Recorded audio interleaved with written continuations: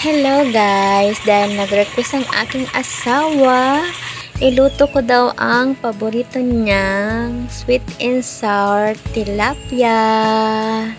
Ayan po yung mga sangkap. Ayan, simulan na po natin ang paggisa.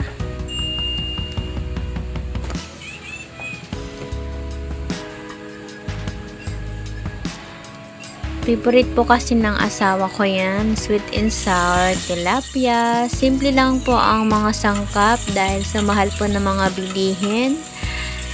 Okay lang kahit na hindi na kumpletuhin yung mga sangkap ng ating lulutuin. Ang importante ay masarap ang pakakaluto natin at magugustuhan ng ating pamilya ang mga luto natin. Kahit simple, basta masarap.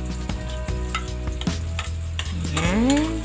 Lagay ko na po yung bawang sibuyas.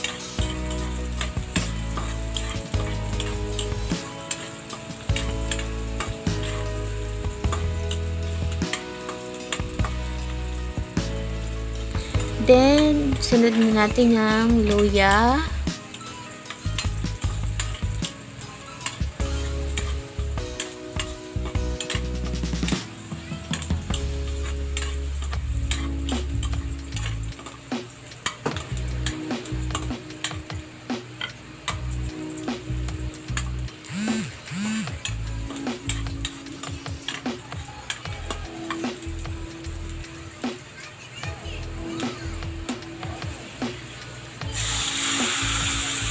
At ilagay na rin po natin ang tomato sauce.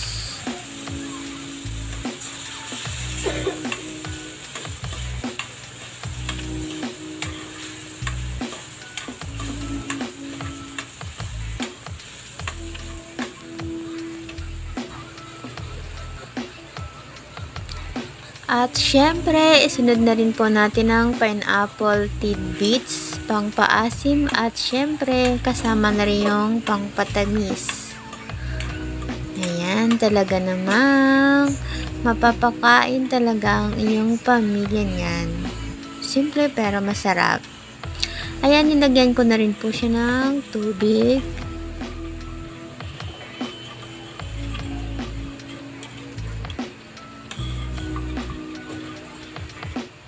Halo-haloin po natin.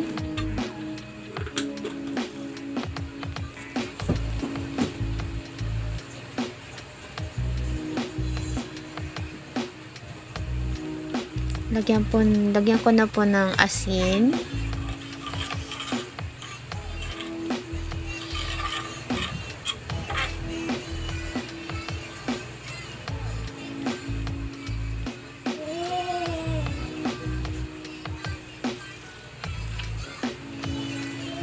At saka magic sarap, lagay na rin po natin.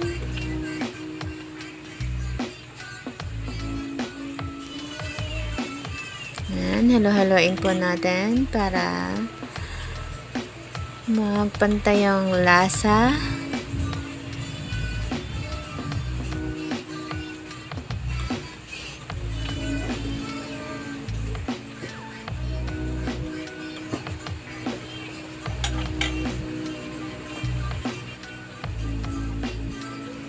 Then, ilagay na rin po natin ang siling makupa.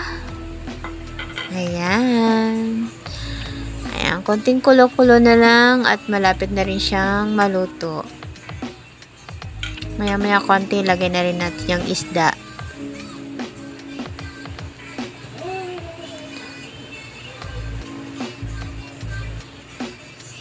At ayan na nga, ilalagay na rin po natin ng isda.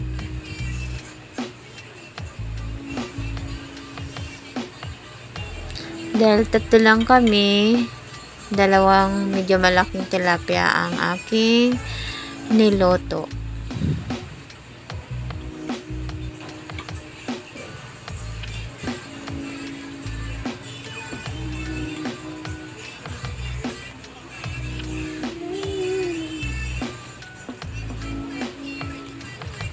Ayan, dahan-dahan po natin para hindi madurog ang isda. Ayan.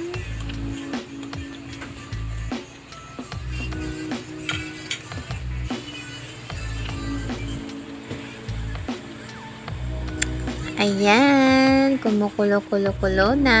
Malapit na ang maluto at pwede na tayong kumain.